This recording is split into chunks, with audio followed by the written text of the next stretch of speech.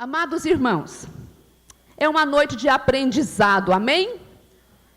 E talvez você esteja aqui, alguns por curiosidade, outros porque já tiveram experiências muito negativas em casa, na família ou com algum familiar. Eu acredito que se eu perguntasse aqui nessa noite, quem já vivenciou ou conheceu alguma pessoa que foi vítima ou falou em tirar a própria vida, eu sei que muitas pessoas levantariam a mão nessa noite, porque é um tema, infelizmente, muito atual, não é? O suicídio tem alcançado crianças, adolescentes, jovens, adultos e até a melhor idade tem sofrido com isso. Mas pensando na questão de dados estatísticos sobre o índice de suicídio no Brasil, nós queremos ouvir, começando pela doutora Maria Bárbara, como estão essas estatísticas, essas perspectivas de suicídio no Brasil, em Goiás e até aqui mesmo.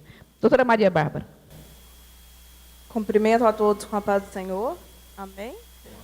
Queria agradecer primeiramente a Deus a oportunidade de estar dividindo com vocês um pouco mais do que Deus tem nos proporcionado no campo profissional. Queria agradecer o convite do pastor Benjamin, a confiança, a pastora Simone. Nós estamos muito honrados com o convite nessa noite. Bom, nós vamos falar um pouco sobre o que é esse suicídio. O que ele tem causado e como tem crescido no nosso meio. Antigamente era difícil você ouvir alguém falar disso. E hoje cada vez mais isso tem se aproximado dos nossos dias a dia. E antes de falarmos de estatística, é importante entendermos o que leva a pessoa a tomar essa decisão, né? Normalmente, essa pessoa que toma por decisão ter essa atitude, ela é uma pessoa que está com um alto índice, negativo, uma carga pesada de sofrimento. E é engraçado que as meninas da área clínica podem confirmar isso, que normalmente a pessoa que tem a tentativa de suicídio, ela não quer morrer.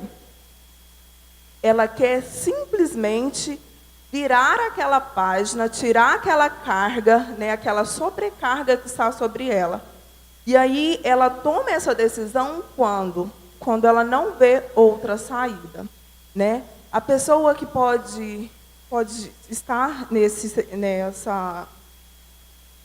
disposto a esse tipo de situação, ela pode estar sofrendo com N situações, a perca de um emprego, às vezes um divórcio, às vezes a perca de um ente muito próximo e ela não consegue lidar com essas perdas.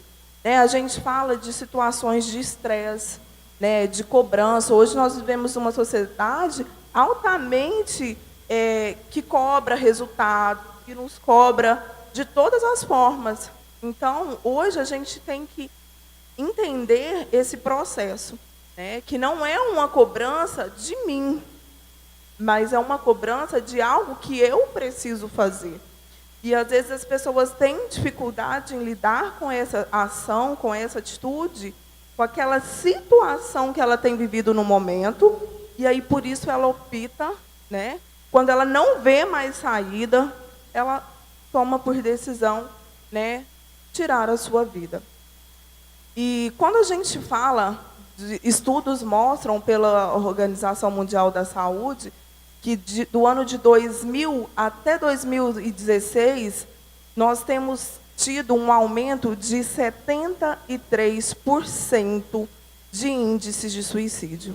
E quando a gente fala de quem mais comete suicídio, é interessante que os dados nos trazem que 79% das pessoas que chegam a cometer o ato de suicídio são do sexo masculino, são jovens e pessoas idosas.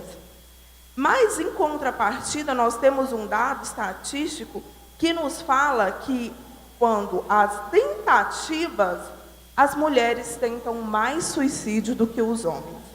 Então, nós temos aí duas vertentes, Quando o homem ele se propõe a tirar a sua vida, ele se propõe de uma forma mais agressiva, de uma forma onde normalmente não tem volta. Ele é mais agressivo consigo mesmo. E quando a mulher, ela, por ser mais frágil, talvez, ela toma atitudes menos agressivas. E com isso, a gente tem essas duas estatísticas, né? Que o homem, ele é o maior índice de suicida é de homem, mas o maior índice de tentativas é a mulher. Isso tem crescido muito no nosso meio, principalmente dentro das nossas cidades. Se a gente for parar, todo mundo conhece alguém que tentou ou que consumiu o ato de suicídio, né? Então, hoje a gente vai dividir aqui com vocês um pouquinho mais de como tratar isso, de como acompanhar isso, né, para que a gente possa poder ajudar uns aos outros. Muito boa a colocação da Maria Bárbara. E ela disse aqui que a pessoa, quando ela tenta o suicídio, ela não tem em pensamento, ela não tem na mente em se matar. Foi o que ela colocou aqui, não é? Ela quer tirar dela uma dor, ela quer tirar dela uma tristeza ou uma situação que ela está vivendo, então ela quer que aquela dor saia, mas ela não tem a intenção de tirar a sua vida. É isso que você colocou. Mas olhando por esse prisma, não é? Quais são as situações, eu quero perguntar para a doutora Priscila, que tem causado essa dor?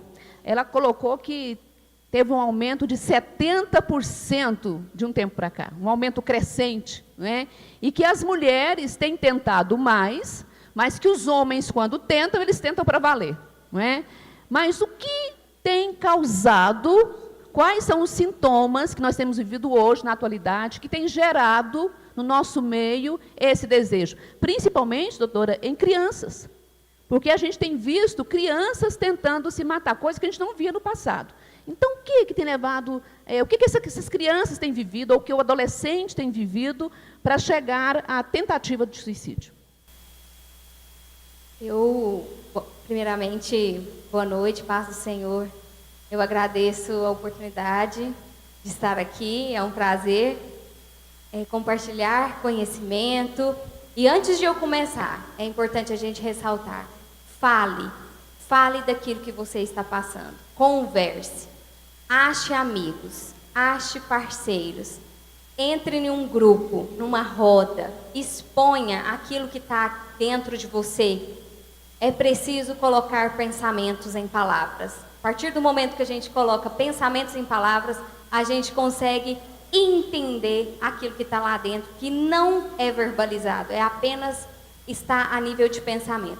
Eu preparei um material, eu gostaria que expusesse, por favor, como a pastora Simone colocou, eu vou falar um pouco dos comportamentos. Pode passar, por favor? E aí eu trago um quadro aqui para exemplificar. Dá para enxergar as palavrinhas aí? Mas eu vou ler, não precisa preocupar com isso não. Olha, é importante a gente prestar atenção no que a pessoa está falando. Como eu disse anteriormente, fale. E quando as pessoas começam a falar, sai conteúdos que a gente começa a ter aquela pulguinha atrás da orelha. A gente pensa assim, opa, essa pessoa está falando uns negócios aqui que está esquisito, está diferente. Olha só, quando a pessoa começa a falar ou escrever sobre morte, pesquisar coisas mórbidas, pesquisar no sentido de internet mesmo, aquilo que é mórbido, aquilo que denota morte, aquilo que é destrutivo. Quando começa a ter esse tipo de assunto envolvido, a gente deve levar isso em consideração. Isolamento é um dos princípios que levam a pessoa a começar a pensar em suicídio. Não é que a pessoa que é mais isolada tem a ver com isso, nada a ver. Tem pessoas que têm um perfil. Eu gosto de ficar mais quieto, calado no meu canto. Não tem problema nenhum. Isso é um perfil seu. Mas a pessoa começar a se isolar, a não ter comunicação, a se fechar, isso é algo a se ponderar. Outros sentimentos que a gente tem que ponderar é o desespero, falência financeira, desemprego, morte de um ente querido, como a doutora Maria Bárbara colocou, separação, divórcio e por aí vai. O desespero, a desesperança, ela leva a gente a cometer atos muitos destrutivos. E o suicídio é o último ato, porque depois do suicídio não tem mais o que fazer, acabou. Então, atos destrutivos vão acontecendo nessa pessoa. Ela vai se isolando, ela vai pesquisando coisas mórbidas, ela vai sentindo que está ruim, então, até chegar no fim do ato, que é o suicídio. Passando um pouquinho, culpa excessiva ou vergonha. Falar em vergonha, eu quero falar um pouquinho sobre a automutilação.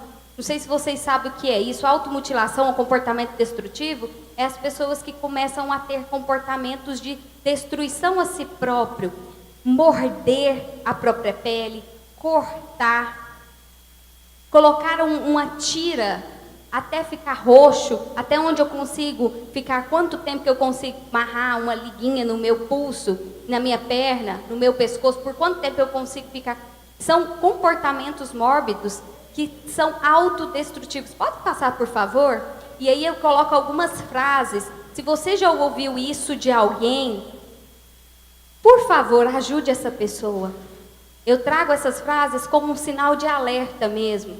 Olha, eu não aguento mais, eu não posso fazer nada, eu não sei por que eu estou vivo, queria dormir e nunca mais acordar, não tenho mais prazer na vida, eu não vejo mais uma luz no fim do túnel, eu sou um perdedor, eu sou um peso para a vida das pessoas. Não sei se você conhece ou se você mesmo pratica esses tipos de verbalizações, mas são sinais de alerta. Não é porque uma pessoa falou isso uma vez na vida, meu Deus, fulano já quer morrer, já quer suicidar. O suicídio, ele precede um hábito, não é do dia para a noite. Tem hábitos que são gerados para as pessoas cometerem esse tipo de suicídio, para cometer o suicídio. Passando, por favor, eu coloquei aqui algumas situações de alerta: a desesperança, o desamparo e a impulsividade. Aí, falando um pouco da adolescência e também das crianças, a gente pode pensar na questão da impulsividade. A impulsividade está muito ligada à fase, tanto de crianças para o fim da adolescência e os adolescentes, que são a faixa etária que comete maior, os índices são os maiores de suicídio. Então, a irritabilidade, a agressividade, misturada ainda a alguma substância química, gente, isso é letal. Então, impulsividade, agressividade, irritabilidade, e aí se a pessoa mexe com algum tipo de droga, se a pessoa mexe com algum tipo de substância, isso é letal. Isso com certeza pode levar sim ao suicídio. E falando do público da melhor idade, como a pastora Simone colocou no início, os idosos também fazem parte dessas estatísticas. Que triste.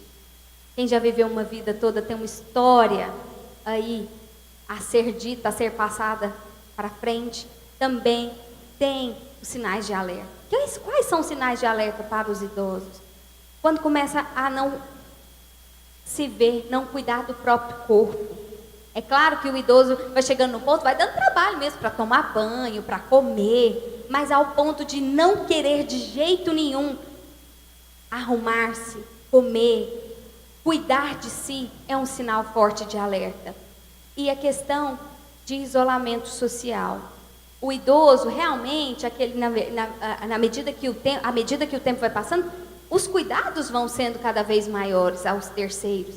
E aí, quando ele vai se isolando desses cuidados, não vai querendo esses cuidados, vai querendo só ficar dormindo num canto, sem conversar, isso também é um sinal de alerta. E por fim, as doenças crônicas, que acometem muitos idosos, né? O Alzheimer, um câncer, doenças que não tem cura, que a pessoa vai ter que conviver com aquilo a vida toda, pode ser um sinal tão destrutivo a ponto da pessoa querer o suicídio. E para finalizar, eu acho que eu já estou me estendendo um pouco, para finalizar, passa por favor, eu trouxe um quadro, pode passar, e eu acho que esse quadro não vai dar para ler porque as letrinhas ficaram muito pequenas. Mas quem quiser esse material, por favor, me procure no final, eu posso passar para vocês. Aqui é um quadro que mostra o quanto que o suicídio está ligado tanto às doenças mentais, tanto aos aspectos sociais, ou seja, como a pessoa convive socialmente, como ela está, os aspectos internos, ou seja, psicológicos delas, e as condições de saúde. Então, tem doenças que estão mais propensas, tem pessoas que sofrem de doenças que podem passar por um suicídio se essa doença for chegar a um ponto. Tem pessoas que têm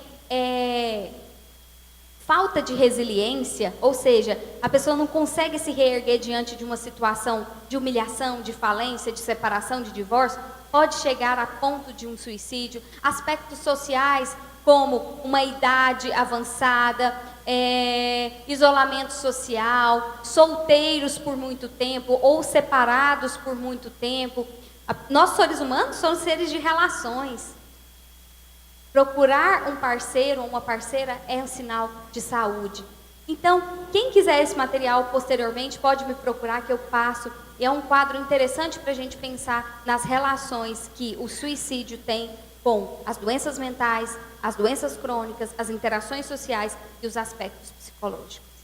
Muito obrigada pela oportunidade. Doutora, você coloca que um dos motivos é o isolamento, né? E você colocou para a gente bem claramente que a interação social ela é importante para a vida saudável do indivíduo, não é?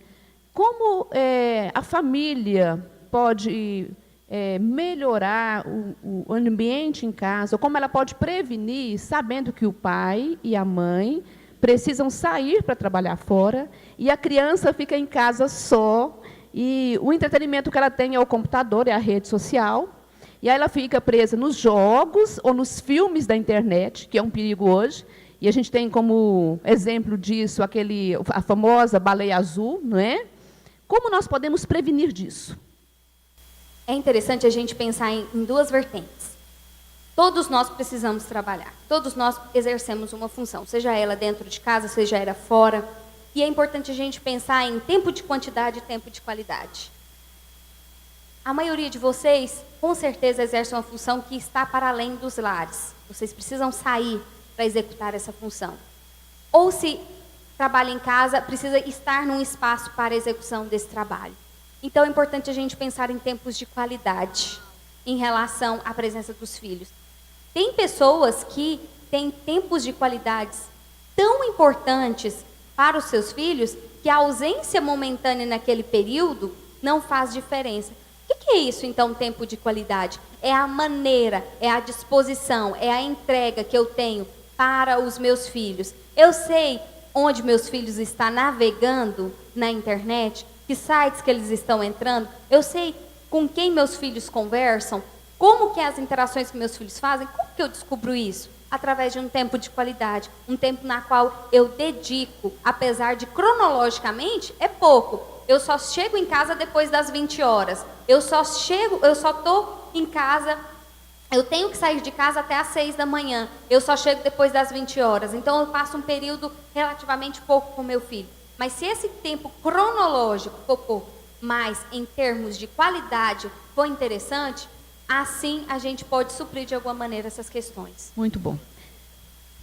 Doutora Priscila, e uma questão que foi ponderada aí é a questão do isolamento. E a gente sabe das necessidades humanas, né? Desde criança até a melhor idade. A igreja, além de exercer um papel espiritual, ela ajuda muito a família nisso, não é? A questão do isolamento, ela se faz interessante uma vez que a pessoa já deixa de vir à igreja, que é um ambiente social. A igreja é um ambiente social. Apesar de estar aqui, exercer a nossa fé, a nossa crença, que eu acho que é o papel principal da igreja, ela também exerce papéis secundários. E um deles é exercer o papel social. Aqui a gente constrói amigos, aqui a gente constrói uma segunda família, aqui a gente tem a oportunidade de visitar as casas das pessoas, porque tem os cultos familiares.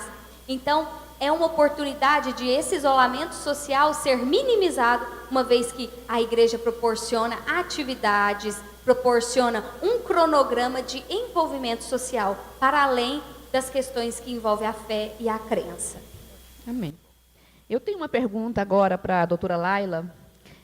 A Priscila colocou sobre os sintomas de uma pessoa que pode vir a tentar o suicídio, que é o isolamento, a pessoa está entristecida, a pessoa está isolada, a pessoa se mutila, ela se corta.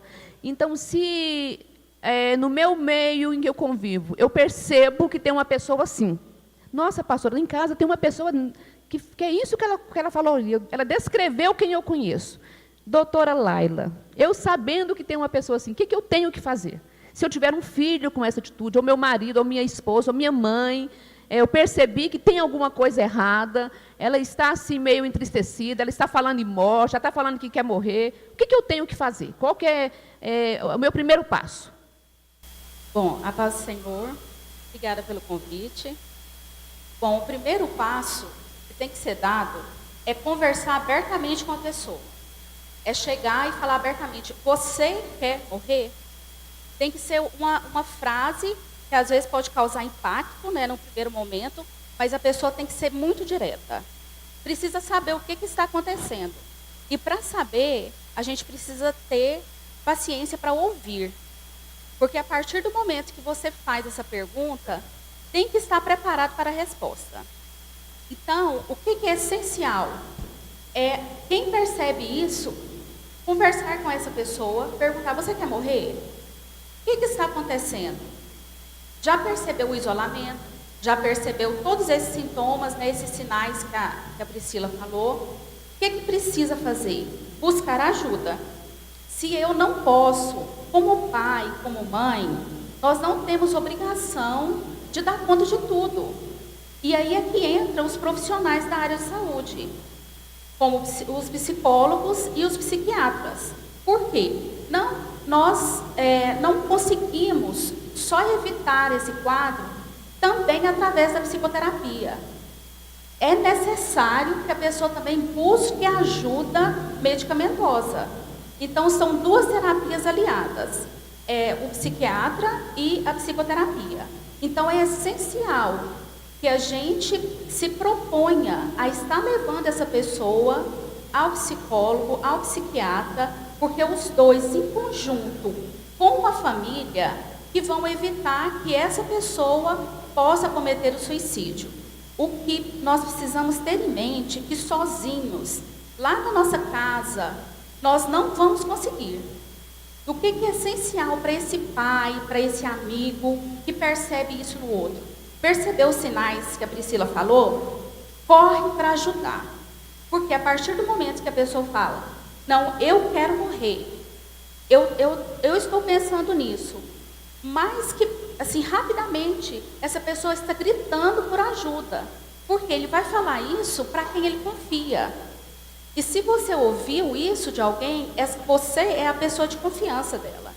Então, é necessário que essa ajuda, ela seja feita de maneira rápida, né? Hoje nós temos aí os CAPs, nós temos o CVV, né, que também ajudam pessoas que precisam. Então, vários psicólogos na cidade. O que essas pessoas precisam é de ajuda. E nós, em conjunto com a família, temos essa possibilidade de estar ajudando. Porque sozinho, a pessoa, muitas vezes, porque o que a pessoa chega nesse extremo? Porque ela está gritando por ajuda, mas é um grito silencioso e não tem ninguém que consegue perceber. Então, é uma voz calada. Então, é aquele grito, né, surdo, mas que ela necessita de uma ajuda. E essa ajuda, ela só vai vir a partir do momento que ela é confrontada. Né? Você quer morrer? Então, quando a pessoa verbaliza, o que ele quer? Ele quer ajuda. E cabe a nós, né, que escutamos isso, ajudar essa pessoa. Sem a ajuda da psicoterapia, do psiquiatra e da família, não tem como estar tirando essa pessoa desse quadro. Então, é necessário nessas três instâncias juntas. Porque com elas em conjunto, porque o que é no meu consultório, o que eu faço? Eu chamo a família e eu converso. Peço para tirar as coisas que são perigosas, né? Encaminho para o psiquiatra, oriento a família, como é que eles têm que fazer com esse indivíduo. Assim, o que é que os pais, o amigo precisa ter em mente? Quando a pessoa falar, eu preciso de ajuda, não criticar, porque ele é uma pessoa que está necessitando. Muitas vezes as pessoas são taxadas, isso é frescura. né? Muitas vezes as pessoas escutam isso. Isso é muito perigoso, porque não é frescura, né? Existe, para ele ter chegado a esse ponto, que é o ponto máximo do desespero, então ele precisa de ajuda. Então a família é essencial. Então quando a família não se envolve nesse processo, é muito difícil, não é, Priscila? A gente vê que existe famílias, infelizmente, que não querem se envolver nesse processo. Eu tenho casos no meu consultório, que a pessoa veio com comportamento suicida, eu chamei a família e a família falou, a gente não pode fazer nada, todo mundo trabalha, eu trabalho. Então, infelizmente, a gente lida com isso. E até aqui a gente viu uma abordagem com a pessoa que pensa em tirar a própria vida. Eu gostaria de perguntar para o doutor Adelson, como a gente deve agir quando a pessoa chega a tirar a vida e a família fica vitimizada, ela se sente culpada porque alguém da família praticou o suicídio, então a família toda carrega em si uma culpa, eu não prestei atenção, né? Meu filho morreu porque eu não... como lidar com essa família? Qual é a atitude que essa família tem que ter? Ou uma pessoa que tentou suicídio, foi socorrida, doutor Adelson, levou para o hospital e conseguimos reverter a situação. Como lidar com essa pessoa para não ter uma recidiva? Excelente. A paz do Senhor, igreja, é uma alegria imensa estar aqui nessa mesa qualificada, junto com os nossos pastores e as colegas psicólogas. E esse assunto, o suicídio, ele ainda é um tabu, pastora. Infelizmente, as igrejas, elas têm um olhar ainda muito místico em relação ao assunto, e é importante parabenizar a nossa igreja por essa atitude salutar de orientação. Há muito nós vencemos a ideia da tricotomia, como uma forma de separar a alma do corpo e do espírito. As coisas caminham juntas, nós somos uma unidade indivisível. O homem é corpo, ele é alma e é espírito. Eu sei que no avançar dessa conversa o pastor Benjamin vai falar da visão espiritual, mas o suicídio, como já foi falado, ele é um ato que ele começa com ideações, pensamentos. Ele não termina com a ação. A ação, na verdade, ela é uma etapa. Nós costumamos dizer, à luz da ciência do comportamento, que existe uma tríade. Primeiro, a ideação suicida. Então, é muito importante estar atento às falas, às autofalas, às verbalizações negativas. Depois, nós temos indícios de planejamento. Se alguém planeja, se existe uma ação, se existem objetos, se existe um plano por escrito, muitas vezes numa agenda, nós precisamos estar atentos a isso. Então, existem sinais. E quando a pessoa ela tenta o suicídio, ela está, na verdade, tentando dar som a esse pedido de socorro. O suicídio é um pedido de socorro. A pessoa se sente impotente diante da vida. Normalmente, o suicida, ele é aquela pessoa que se sente mal amada, mal quisto, mal visto. O isolamento social, na verdade, é consequência disso. E quando chega a acontecer, nós precisamos entender que existe uma disfuncionalidade na família. A doutora Priscila já falou, isso é muito importante. A sociologia, inclusive, há muito fala da importância de nós estabelecermos laços e laços saudáveis. Muitas vezes os laços parentais não são saudáveis. É importante também analisar o histórico genético, porque nós dissemos aqui, não é possível separar. Então, se existe um histórico genético, se já existe um histórico de suicídio na família, isso pode indicar também para uma probabilidade maior. Agora, pastora Simone, quando o suicídio acontece, isso vai gerar sofrimento na família. Isso com certeza vai trazer um estigma negativo. E aí é importante buscar o apoio profissional. É importante buscar essas instituições que já favorecem, são o CVV, né, que através do 141 disponibiliza atendentes 24 horas. Nós temos serviços terciários hoje que são disponibilizados, os CAPs, que já foi falado. E é importante salientar também, isso já foi falado, que a igreja ela tem um papel que vai muito além do papel espiritual, né? A igreja tem o papel de acolhimento. Então, é importante estar inserido num contexto religioso. Existem alguns estudos que comprovam que as pessoas que têm uma prática religiosa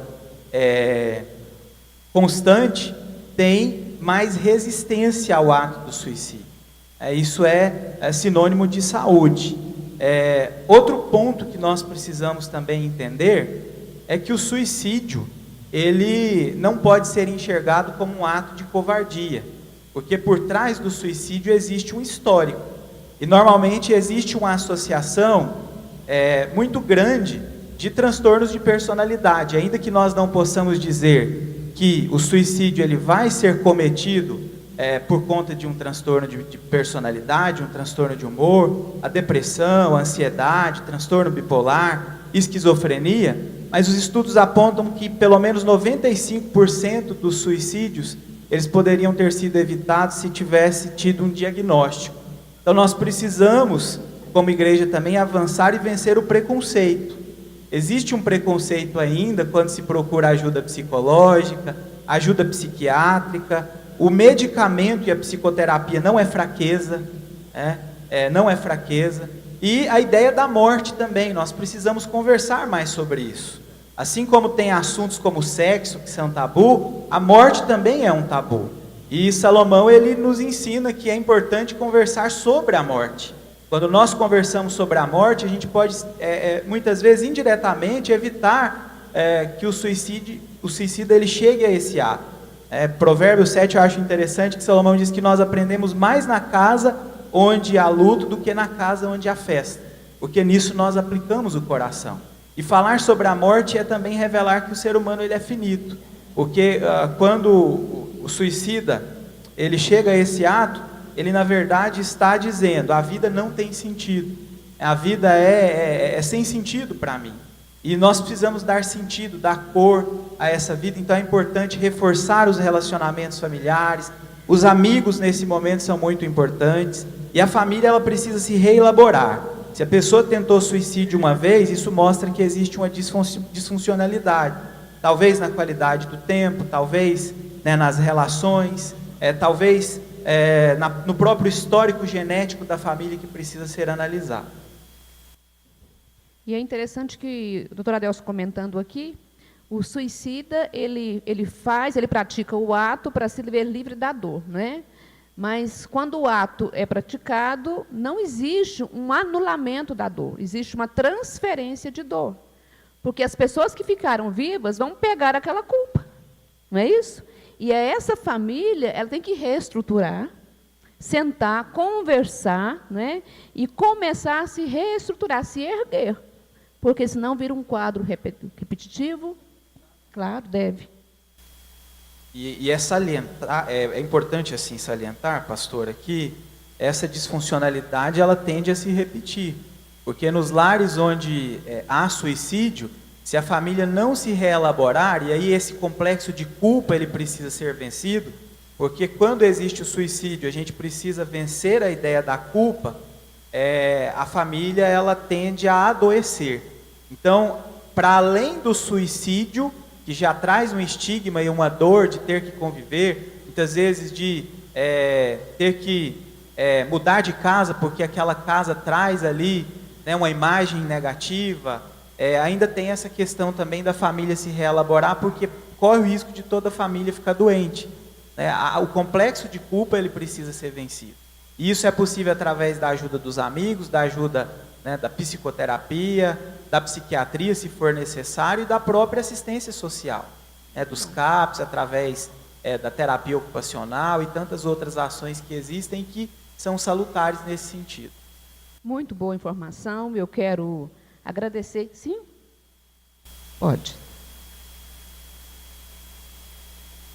Nesse caso, da família, é muito importante que a família consiga elaborar o luto dessa perda.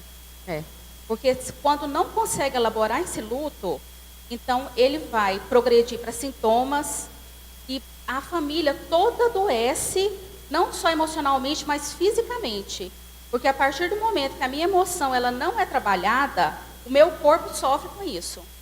Então, hoje existe, né, o que a gente chama de terapia do luto, o aconselhamento do luto, que é muito importante, que é essencial, né, para todos nós, independente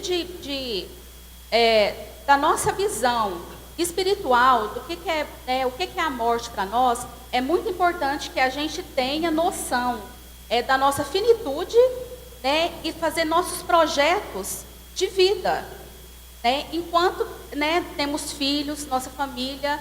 Então é muito importante. E para isso, né, é necessário a ajuda do terapeuta.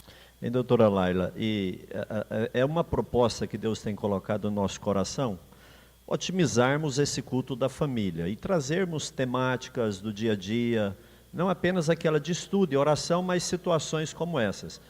E passa, por uma intenção nossa, falar sobre a morte. Eu tenho um médico amigo nosso, Dr. Delson, alguns aqui conhecem, ele já esteve aqui falando com homens, e eu falava com ele, ele falou: pastor, eu falo sobre esse assunto e esse tema, porque como o doutor Adelson disse, é um tabu. Em casa nós conversamos e às vezes até falamos assim, como eu gostaria que fosse depois que Deus me levasse, o que eu quero que escreva. Então, nós ocidentais, a gente morre de medo de morrer, né? E acha que falar de morte atrai a morte. Mas a gente nasceu e vai chegar esse momento. É tudo natural, não tem nada sobrenatural nisso. Nasceu, vai morrer. Só que nós fugimos desse tema. Eu li uns 2 livros consecutivos, né? Tem um livro maravilhoso que eu li, se eu não me engano, Eu Quero Viver Intensamente o Dia da Minha Morte. É um livro extraordinário, maravilhoso, escrito por uma médica, e eu li esse livro, já li outros, porque nós precisamos nos preparar para isso, é fundamental, e nas famílias que não têm, a situação fica mais difícil. E talvez se falassem, o suicida não suicidaria, porque aquilo ele veria que, né, então tudo isso corrobora. Mas a gente vai falar nesse tema, e eu quero ver se vai ter esse tanto de gente aqui para falar, ouvir e aprender sobre a morte, tá bom? Ou mais, né? A gente está caminhando já para o final, e eu quero agradecer os nossos profissionais que com carinho nos atenderam e vieram aqui dedicar o conhecimento e a aprendizagem. Que Deus abençoe vocês, que como servos aceitaram o desafio, e eu sei que vocês contribuíram muito para o reino de Deus essa noite. Vamos aplaudir os nossos profissionais, os doutores que estiveram aqui essa noite. Deus abençoe vocês. Nós continuaremos ainda com a nossa palavra, porque ouvimos tanto na área comportamental, na área emocional, no âmbito humano, mas nós sabemos que o suicídio vai além. Nós sabemos que tem uma interferência espiritual fortíssima. E nós não podemos negar isso.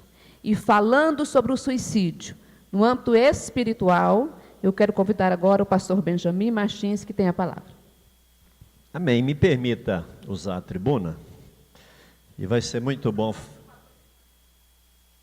Aleluia, nem precisa, né? Eu estou em casa. Aliás, no programa não estava nem de estar aqui, né? Eu ia ficar ali com os pastores e... Mas, amados, a paz do Senhor, amém? Tem paz aí? Tem? Queridos, é uma proposta nossa otimizarmos as nossas reuniões de quarta-feira, não toda, né? Mas ocasionalmente, conforme o tempo, o mês, o assunto, a gente trabalhar com profissionais evangélicos ou não, mas que tragam uma visão, né, sobre drogas, sobre morte, sobre, enfim, tantos assuntos nós podemos trabalhar. O assunto hoje é suicídio. Gabriel, por favor. E eu quero trazer aqui uma abordagem psicológica, psiquiátrica, profissional, enquanto ciência foi abordada aqui, conduzida pela pastora Simone, abordada muito bem, com muita maestria pelas profissionais e pelo Adelson aqui também. Mas eu quero fazer agora uma análise teológica. E eu não quero que você seja simplista. Eu quero, não obstante, ter apenas alguns minutos aqui. Mas eu quero, irmãos, alargar esse tema. Eu quero, assim, com uma visão bem bíblica, bem natural, falar sobre isso, tá bom? Então hoje esse culto é destinado à prevenção ao suicídio e à valorização da vida, não é? E agora uma palavra bíblica que eu quero compartilhar com vocês. Atos 16, 27 a 28. Você pode ficar de pé para dar uma movimentada e ler comigo aqui? Atos capítulo 16, versículo 27 e 28. Eu vou ser bem célere, até para a gente ganhar tempo. Diz assim: o carcereiro acordou e, vendo abertas as portas da prisão, desembainhou sua espada para se matar, porque pensava que os presos tivessem fugido. Todos, versículo 28. Mas Paulo gritou: não faça isso, estamos aqui. De novo, vamos, 1, 2, 3. Mas Paulo gritou: não faça isso, estamos aqui. O tema dessa palavra é: não faça isso. Pode tomar o seu assento. E eu quero compartilhar aqui com os irmãos algumas coisas sobre esse tema. Suicídio, não faça isso.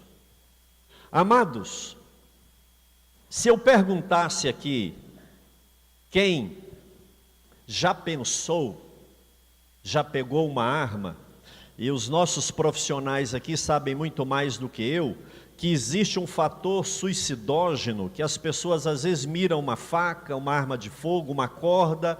Tem gente que não pode ver a altura, que fala: como seria se eu me jogasse? Quem nunca parou em algum momento da vida de desespero, como foi muito bem abordado aqui, de problema, de decepção, de traição, achar que a vida não faz sentido e que o ideal seria acabar com tudo isso, não é? Eu acredito que poucos aqui nunca pensaram nisso. E eu vou para uma segunda pergunta: quem aqui não tem na família um caso de suicídio? A minha resposta é sim para as duas perguntas. A minha resposta, eu não sei a sua, não é? Porque é algo corriqueiro, que muda de endereço, mas que acontece. E nós não podemos ter essa visão de tabu, conforme foi falado aqui. O que a Bíblia fala sobre suicídio? Quais os casos na Bíblia de suicídio? Irmão, Sansão foi um exemplo. Por mais que haja uma situação de bravura, e é interessante que Sansão suicidou orando, porque ele desviou, bagunçou a vida dele, depois ele volta a ter comunhão com Deus, e quando ele está no templo de Dagon, ele pede para alguém colocar a mão dele na coluna principal, nas colunas centrais, e antes de se matar, ele ora: Deus, me dá força de novo, porque eu gostaria de vingar, nem que seja um dos meus olhos. Quer dizer, perder um só olho já era motivo para eu matar esse povo todo. E há um misto aí, porque ele tira a vida dele, mas a Bíblia diz que ele mata muito mais gente na morte do que em vida, porque o templo de Dagon estava cheio de autoridades. Então Sansão é um suicídio, mas é um suicídio, você viu que acaso e acaso. Segundo caso que nós temos aqui também foi o do rei Saul, né? Eu não vou citar referências, e nem, até porque o tempo nosso não permite. Saul, ele começa num declínio espiritual. Irmãos, e cá entre nós, a chamada de Saul, para mim, foi mais bonita do que a de Davi. Davi estava lá, Jessé, não tem um menino, ele veio, Samuel ungiu Davi, pronto. E a unção e o chamado de Saul foi lindo. Ele falou em línguas, ele profetizou, teve revelações, foi algo muito mais elaborado, a chamada de Saul. Saul, ele começa um ministério muito bonito, uma vida com Deus, mas ele vai decaindo espiritualmente, e aqui há um risco muito grande, porque se há uma fragilidade na saúde mental, psicológica, emocional, o reino espiritual aproveita disso, porque sabe que enquanto a vida tem esperança, Se acabou a vida, acabou a possibilidade. E como Saul perde a comunhão com Deus, preste atenção, ele que já era assim assediado por demônios. Saul era oprimido por demônios, ao ponto de Davi ter que expulsar os demônios do rei. Olha que situação. E ele vai consultar feiticeira, e a vida dele vai bagunçando. A Bíblia diz que um abismo chama outro abismo pior ainda. Ô Dani, Ana, que bom que vocês vieram. Convidei, né, a doutora Ana, psicóloga, terminando o curso, daqui um dia ela está aqui conosco. Mas, amados, preste atenção. Não é tão importante começar bem, como é importante terminar bem. O rei Saul, no meio de uma guerra, vendo que ia perder, sabe o que ele faz? Ele vira para o escudeiro e fala assim: tire a sua espada e me mate. O escudeiro falou assim: de jeito nenhum, o senhor é rei e eu estou aqui para te proteger. Aí a Bíblia diz que Saul tira a própria espada e se lança em cima da espada. O escudeiro dele, que era um soldado, um guarda-costa daquele assim de primeira mesmo, vendo que o rei suicidou, tirou a espada e também se suicidou. Agora preste atenção no contexto, ele estava perdendo a guerra. Se ele fosse preso, ele seria muito mais torturado. E é interessante que quando os filisteus chegam e veem ele, cortam a cabeça dele, como Davi fez com o gigante Golias, que era filisteu, e dependura a cabeça dele. Então, nos tempos de guerra, um guerreiro tirar a vida para não cair na mão do inimigo, era quase que, como é para o japonês, um ato de honra. E foi o que passou aqui na cabeça do rei Saul. Tem um outro caso aqui que é Aitofel. Quem que foi Aitofel? Aitofel era um conselheiro do rei. Quando Absalão toma o trono no lugar de Davi, Davi tem que fugir, Aitofel chega e fala assim: Absalão, vai atrás do seu pai e mata, que você se consolida rei. Olha que coisa interessante, irmãos. Só que a Bíblia diz que Uzai era outro conselheiro. Absalão fala assim: chama Uzai para falar comigo, que eu quero ouvir o conselho dele. Uzai chega, só que aí tem um detalhe: Uzai era informante de Davi. Olha que coisa, ele era da inteligência do rei Davi que tinha fugido. Quando Absalão fala assim: Uzai, Aitofel falou para a gente ir atrás do meu pai e matá-lo. Aí Uzai falou assim: não faz isso não, Davi é homem de guerra, você acha que ele vai estar no meio do arraial dos soldados? Ele vai estar separado em alguma caverna, ninguém vai achar Davi, e quando você estiver procurando, ele vai pegar vocês de surpresa e vai acabar com todo mundo. Aí Absalão fala: então o que nós temos que fazer? Deixa Davi embora, prepara uma emboscada e mata todo mundo depois. Absalão falou assim: Uzai está certo. Só que Uzai saiu de lá, chamou a funcionária do palácio, a serva, e falou assim: fala para Davi fugir, porque o negócio não está bom para ele não. Irmãos, Davi recebe, tem um contexto, uma história interessante, depois você pode até ler, e Davi foge, atravessa o Jordão, só que o Aitofel falou assim: agora eu estou frito. A chance de Absalão era matar o pai dele agora. Davi vai vir muito mais forte, e ele vai saber que eu dei esse conselho, então eu também estou fuzilado, porque Absalão está derrotado. Esse moço aqui amarra uma corda e tira a própria vida.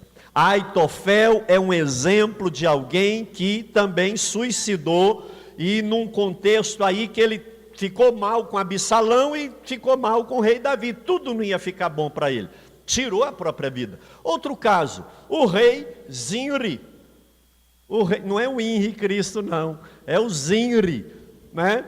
O Zinri, preste atenção aqui, ele assumiu o reino e reinou 7 dias, meu Deus do céu, 7 dias, e houve uma comoção, uma revolução lá, tudo que nomearam outro rei no lugar do Zinri.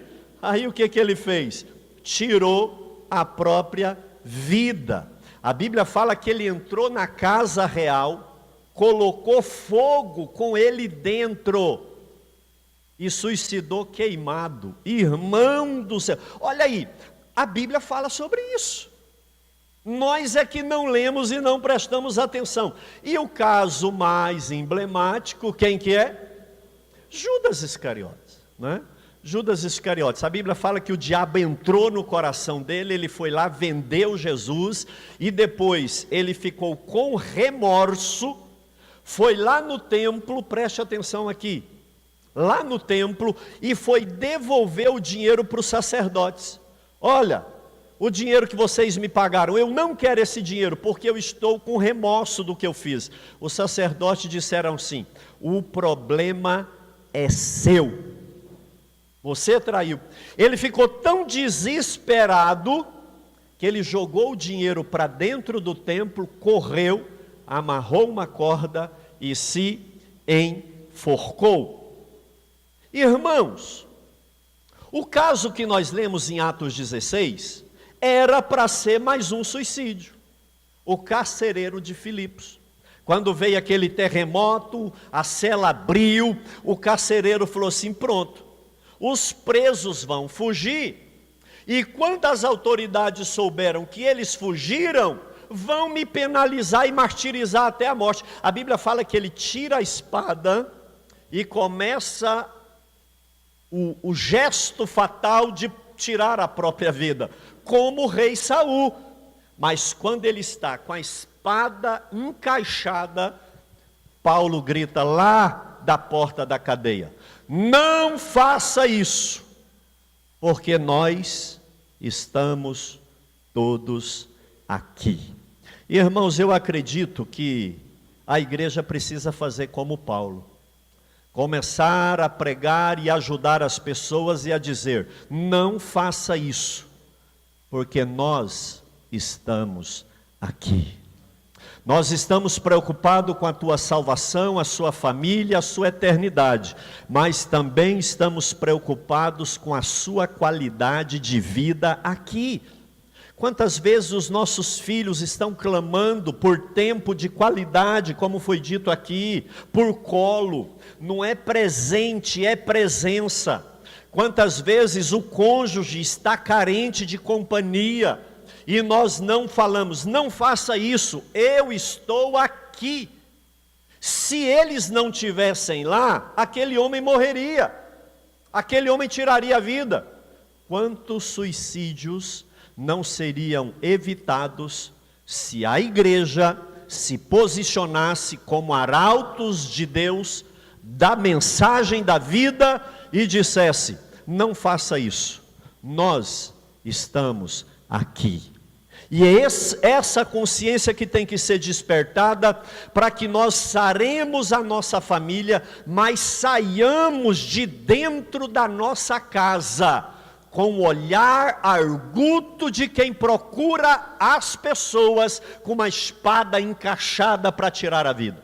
Talvez eu estava ouvindo uma palestra de um médico, não vou falar o nome dele, mas ele é extremamente famoso, muito amigo do Corpo de Bombeiros, e ele estava falando num programa que eu criei lá no Bombeiro, que é preparando o bombeiro para ir para a reserva, quando ele se entrega ao álcool, destrói a família, pratica o suicídio. E esse médico fez a preleção dele, e no final, conversando com ele, ele me disse assim: eu tenho em casa, no meu armário, um medicamento tal e tal, porque quando eu ver que a vida não vale mais a pena, eu vou tirar a minha própria vida. Muitos atestados de óbitos de pessoas famosas não são colocados como suicídio. Parada, AVC, alguma coisa, mas na verdade foram suicídios que foram praticados. E não é de gente pobre, não estamos falando de gente miserável, não. Até porque, geralmente, a gente não ouve lá na África, aquele povo morrendo de fome, querendo suicidar, eles querem é viver. As pessoas começam a galgar as coisas e se esvaziam de Deus, e começam a ficar vazias de Deus. E aí ela passa a perceber que não tem, nada tem sentido, eu vou tirar minha vida. Ah, morreu de repente não. Existem muitos coquetéis escondidos em casa. Existem pessoas com arma de fogo guardada em casa. Existem pessoas com navalha guardada em casa. Agora, se nós não nos colocarmos como Paulo, não faça isso, nós estamos aqui. O número só vai aumentar. Amados, eu quero encerrar aqui falando que suicídio é pecado. É uma pergunta aqui, mas eu já vou responder por conta do tempo. Suicídio é pecado. O ser humano não nasceu para tirar a própria vida. O 6º mandamento, tivemos até uma operação aí da Polícia Federal, não matarás.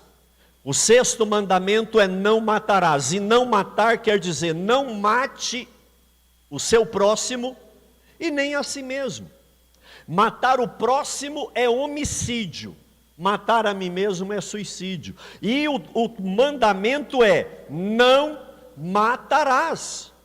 Não convém ao crente tirar a própria vida.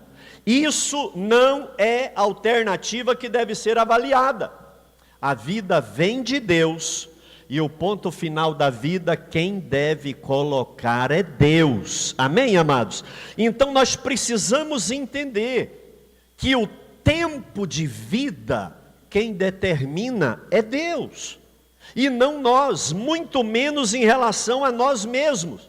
A hora que eu nasci e que eu fui concebido, eu não dei palpite.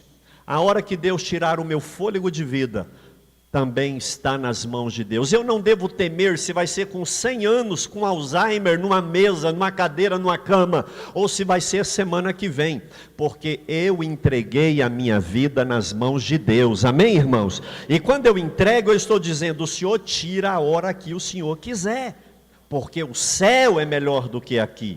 Agora, tirar a vida com as próprias mãos é pecado. O próprio apóstolo Paulo, que falou assim, não faça isso, olha o que ele escreveu em 2 Coríntios 7:10. A tristeza segundo quem? A tristeza segundo Deus produz o quê? Arrependimento.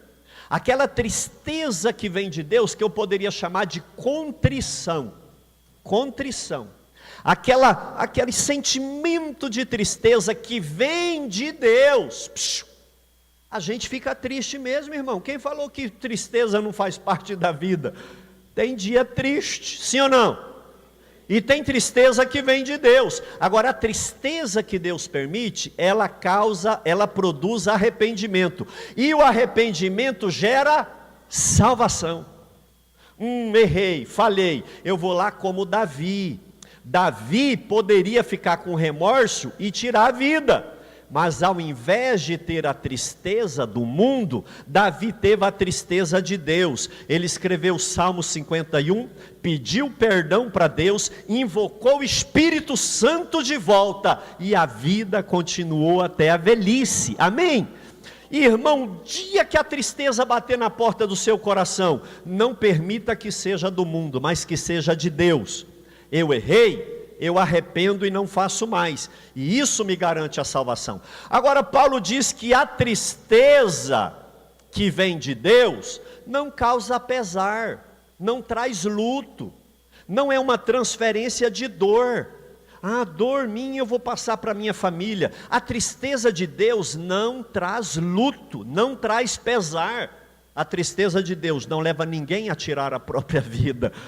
Amém? Olha só o que Paulo diz, a tristeza produz morte. Não vem uma tristeza de Deus que leva a pessoa a tirar a própria vida. Se é tristeza do mundo ou até do inimigo, que ocasiona isso. Então, suicídio é pecado, amém? Está claro? Isso é pecado, está óbvio. Agora eu quero te apertar um pouquinho, vai passar uns minutinhos. Será que um suicida pode ser salvo? Um suicida. Irmão, vamos sair do quadrado. Se a igreja ficar só nesse negócio aí, irmão, e não, pastor, fala lá e bota medo no povo e tudo, não, mas eu tenho que entender a conjuntura até para compreender o tema e falar disso. Pastor do céu, se o senhor falar que suicida vai ser salvo, agora você vai jogar tudo por água abaixo, aí não é pecado, não é pecado. Vamos pensar um pouco? Vamos pensar um pouco, irmãos. Aquilo que Jesus conquistou lá na cruz do Calvário, se alguém tirar a própria vida, ele perde o direito a essa conquista? Será? A gente precisa pensar e entender isso daqui. Primeiro nós precisamos entender que Deus não vê como vê o homem. O homem vê o exterior, Deus vê o coração, Deus vê a intenção das pessoas. E por que eu estou colocando aqui? Para que eu e você não se atreva a emitir juízo sobre a vida de ninguém. Se der uma parada cardiorrespiratória em mim aqui, eu caí morto aqui agora, um AVC fulminante. Não, o pastor está salvo, ele estava pregando, quem te garante? Quem te garante? Quem te garante? Você sabe como está a minha vida com Deus? Como está a minha fidelidade com a minha esposa? Quem te garante que morreu no altar vai para o céu? E quem te garante se alguém tirou a própria vida e não foi para o inferno? Pastor, o senhor está confundindo as coisas. Existem situações de adoecimento. E eles falam disso muito melhor do que eu. Até aqui um ou outro chegou a falar alguma coisa. Depressão profunda, síndrome do pânico, esquizofrenia. Alguém falou de transtorno bipolar. Sou eu. Não está em mim. Irmãos, e por que eu estou trazendo isso daqui? Por que eu estou trazendo isso daqui? Preste atenção, eu estou trazendo isso daqui para que nós não nos metamos a juiz de salvo ou perdido, porque ninguém te constituiu para julgar quem vai para o céu ou para o inferno, mesmo sabendo que suicídio é pecado. E irmão, eu não vou nem fazer culto fúnebre, suicidou, vai direto para o inferno. Irmão, quem te garante isso? E se naquele momento final de agonia, quando a corda apertava e tirava o último suspiro, a pessoa arrependeu e falou assim, Deus me perdoa, se essa corda arrebentar, nunca mais eu faço isso, só que a corda não arrebentou. E o ladrão da cruz, na última hora, Jesus me perdoa, lembra de mim. Eu quero botar você para pensar. Não deixa de ser pecado cometer o suicídio em são juízo, ou planejado, aquela situação que eu sei que eu estou fazendo mal. Falta de hombridade, de responsabilidade em enfrentar uma situação. E eu fui infiel, eu pequei, vou tirar minha vida. Aí é covardia. Agora eu estou falando aqui que pode haver situação, e nós não devemos nos colocar como árbitro de quem vai para o céu ou para o inferno. Eu devo julgar a mim mesmo. Paulo falou assim, examine-te a ti mesmo. Com muito amor e respeito, fala para quem está do seu lado, irmão, limite-se a julgar a você mesmo. Limite-se a julgar a você mesmo. Ah, morreu assim, estava lá no quarto adulterando. Irmão, você sabe o momento final antes do outro chegar e dar tiro? Você sabe? Então nós precisamos, porque Deus vê a intenção do coração, e nós não podemos nos colocar como árbitro de quem morreu ou não, suicidado. Fortaleza de Massada, eu e a pastora Simone estivemos lá. Fortaleza de Massada está ao lado do Mar Morto. É uma coisa extraordinária.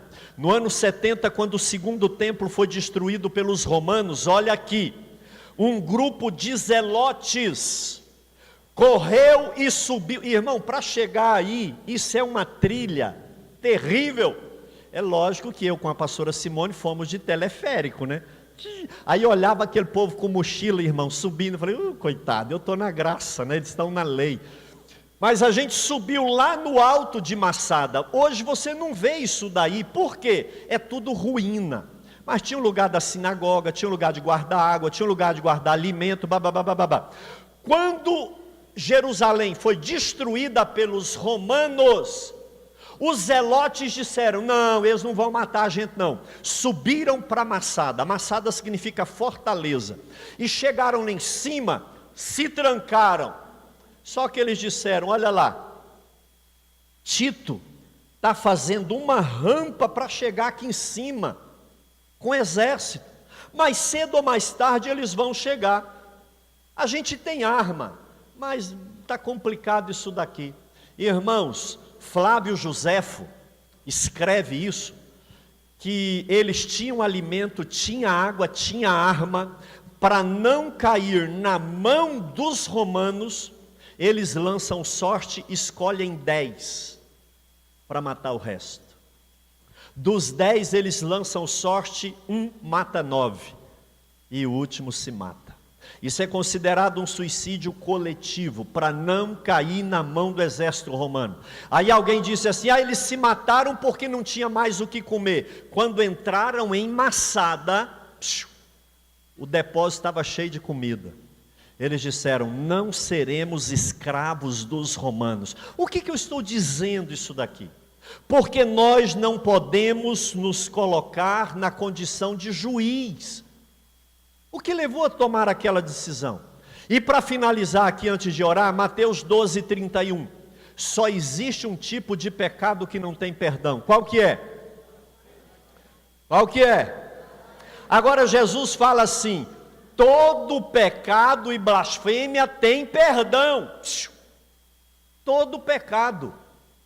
Se o suicida, na hora, é problema dele e Deus. Agora, dura que às vezes não vai dar tempo, né? Até aquela munição sair ali, não deu tempo. Até aquela altura cair, não deu tempo. Agora, quem te nomeou juiz para julgar salvo ou perdido? A prática é pecado. A igreja precisa trabalhar isso daqui na sociedade e entre os seus membros. Mas eu quero repetir uma coisa aqui. Não se coloque como juiz de ninguém, porque só Deus conhece o coração e a intenção das pessoas.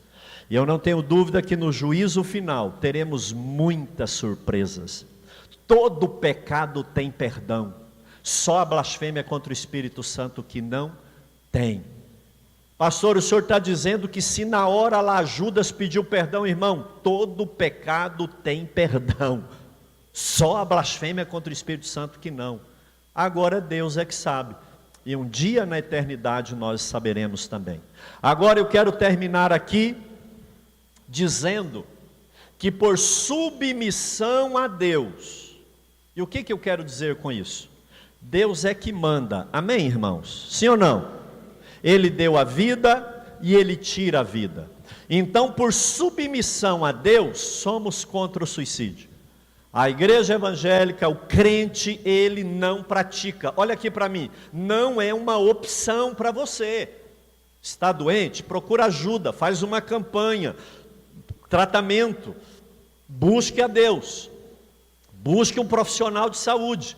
Agora, para nós não é opção, porque nós respeitamos a soberania de Deus. Segunda coisa, por amor a Deus e ao próximo, nós precisamos ajudar pessoas que estão passando por dificuldade. Então, se Deus colocar diante de mim e de você, alguém numa situação dessa, nós precisamos fazer como Paulo. Não faça isso. Nós estamos aqui. Vamos dizer isso? Diga, não faça isso. Nós estamos aqui. Pastor, estamos aqui como? Na capelania, lá naquele leito de hospital. Pastor, estamos aqui como GFO, Grupo Familiar de Oração. Olha aqui para mim, aquela casa que você vai fazer o culto na quinta-feira, pode ter alguém com esse pensamento, e a palavra de Deus na sua boca vai quebrar esse laço de morte. O salmo que o pastor Rodrigo leu diz aqui: o laço quebrou e nós escapamos, o nosso socorro está no nome do Senhor. Irmãos, não faça isso. Nós estamos aqui como? Numa visita ao irmão, aquele que deixou de congregar. Não é julgar aquele que pecou e não deu mais conta de voltar na igreja. Nós precisamos, por amor a Deus e ao próximo, ajudar aqueles que estão adoecidos com a ideia de tirar a própria vida. Eles precisam esperar em Deus, porque Deus é socorro bem presente na angústia. Amém, irmãos? Então hoje, nesse mês de prevenção, nós estamos nos tratando, mas também precisamos ajudar aqueles que precisam. O próprio Paulo, que disse: não faça isso, nós estamos aqui, ele disse: eu já passei fome, eu fui açoitado, eu fui preso, olha, e tem mais, eu posso todas as coisas naquele que me fortalece. Amém?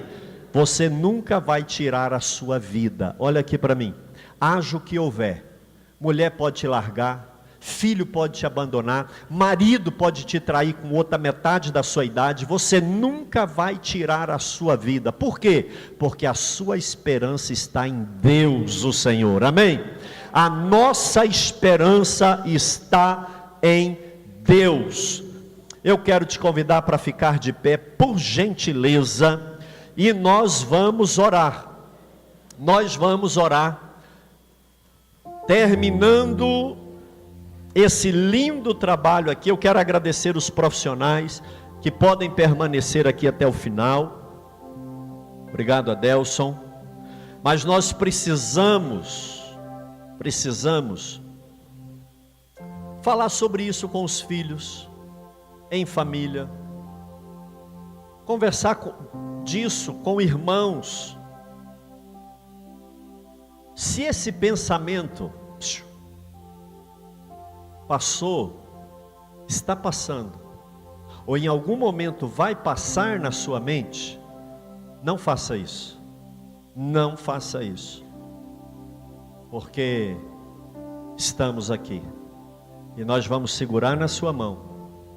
Esse laço vai quebrar, você vai escapar, e o nome de Deus vai ser glorificado na sua vida.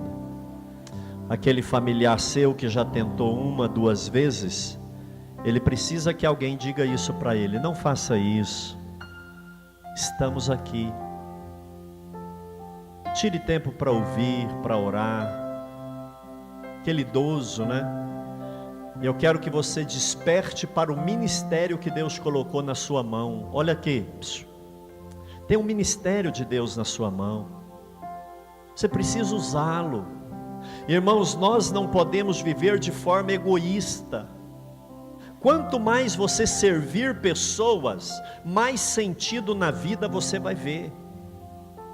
Quanto mais útil e amigo você tiver, menos você vai pensar em tirar a própria vida. Então eu digo para você: não, isso não vai acontecer, porque nós estamos aqui. Deus levantou essa igreja para fazer a diferença nessa cidade. Amém, amados? E vai começar sarando a nossa própria família. Se há pensamentos que vêm da parte do inimigo, ele vai ter que bater em retirada. Se há alguma questão emocional, Deus, ele pode curar as suas emoções. Se há alguma questão física, Deus pode curar a sua parte orgânica também. Nós vamos encerrar esse culto fazendo uma oração, e uma oração em seu favor. Temos os ouvintes da Rádio AD Trindade, e eu não tenho dúvida que laço de morte está sendo quebrado nessa noite. Amém? Quantos creem nisso? Diga amém. Aquela semente que o inimigo ia plantar, já nem vai nascer, já morreu. Porque Deus quebrou todo pensamento de autoextermínio pela autoridade da palavra dele nessa noite. Eu quero que você feche os seus olhos e nós vamos orar com você. Você que está fazendo a campanha, pegue a sua cartela, eleve o seu pensamento em Deus. Foi dito aqui que o desespero leva ao suicídio. Desespero é falta de esperança. Eu quero que você espere em Deus agora. Não importa quão complexo seja o seu diagnóstico, tão difícil seja a sua vida financeira, não interessa quão terrível foi a sua semeadura até aqui. Deus tem um tempo novo para mim e para você. E Ele é o Deus da segunda chance. E Ele tem um tempo novo para a sua vida. Querido Deus, dono da vida, Pai amado, não nos colocamos como juízes no tocante à salvação. Pai amado, não nos compete determinar quem entra ou quem fica de fora do céu. Mas nessa noite, Pai, nos despojamos dessa pretensão e com humildade nos colocamos na Tua presença. Pai amado, todo adoecimento, Senhor, aleluia, oh Deus, seja curado nessa noite. Você pode levantar a sua mão, levante a sua mão. Não perca a esperança, não perca a esperança, não perca a esperança. Deus tem dias melhores para você. Quem determina a sua história é Deus. Deus pode levar você lá no zero e começar de novo e te dar honra, dupla honra. Esse dia de vergonha vai passar, mas não desespere, não desespere. Faça como Jó, aleluia. Jó tinha toda a razão para ceifar a própria vida. A própria esposa mandou ele suicidar, mas ele disse: eu não tenho direito de fazer isso, eu não posso fazer isso. Não faça isso, não faça isso. Meu amado, minha amada, você que está em casa, você que está ouvindo, que participou até aqui, não faça isso. Dê fim a essa arma, dê fim a essa corda, joga isso no fogo, acaba com esse pensamento, porque nós estamos aqui orando por você, aleluia. Nós estamos aqui impondo as mãos sobre a sua vida, nós estamos aqui liberando uma palavra de vida para você, porque a vida está em Jesus Cristo, Senhor. Abaixa sua mão e eu quero que você leia isso aqui comigo. Vamos ler bem forte, especialmente o final. Vamos, João 10:10. O ladrão vem somente para matar e destruir. Agora olha o que Jesus diz para mim e para você. Vamos, 1, 2, 3. Eu vim. Quantos podem aplaudir Jesus Cristo nessa noite?